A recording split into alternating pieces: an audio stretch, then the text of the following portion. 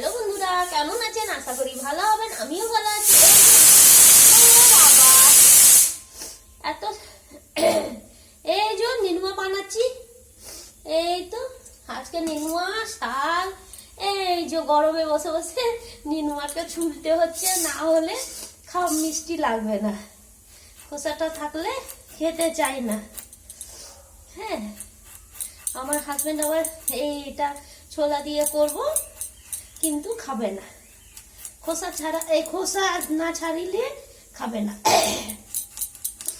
আর এত গরম লাগছে, দেখতেই পাচ্ছেন যা গরম। নিচে বসে পাখাটা বন্ধ করে দিতে হলো, না তো পাখাটা চালিয়ে সজি কাটি। কিন্তু এই যে কচি কচি নেনুয়া আছে, আপনারা কিভাবে করেন এই যে ছুলে নেব। এতে একটুখানি জিরে, গোলমরিচ এইগুলো দেবো।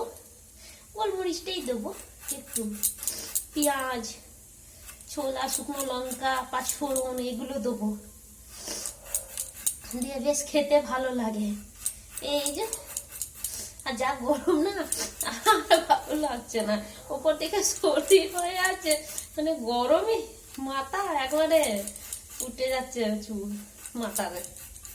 কি আর করা যাবে, সবাই গরম লাগছে, ঠিক না? শুধু আমার কেন, সবাই ছোট বড় সবাই। আরো কেটে নিয়েছি, আর এই যে কাচ্চি, ভাত হয়ে গেছে, এদিকে সব হয়ে গেছে, শাক হয়ে গেছে। আজকে এটাই বানাবো। কুকারে ডাল চাপিয়েছি, হয়েছিল, দিয়ে একটু আর সেদ্ধ হতো বলে চাপিয়ে দিয়েছি। না হলে ছোলা ডাল তো আর একটু বানায়, বেশি সেদ্ধ হতে চায় না। এক গাদা দেখুন বানান, কম 200, 250, 300 বানালে চট করে হয়ে যায়। আর 50 গ্রাম হলে সেদ্ধ হতে চায় না কুকারে। আর যা গরম পড়েছে, বিচ্ছিরি গরম।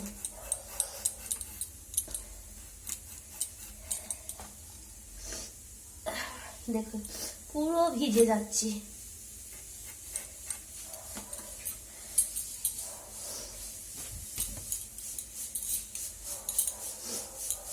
বেশ, টাটা, রাখছি। সবাই ভালো থাকবেন, সুস্থ থাকবেন।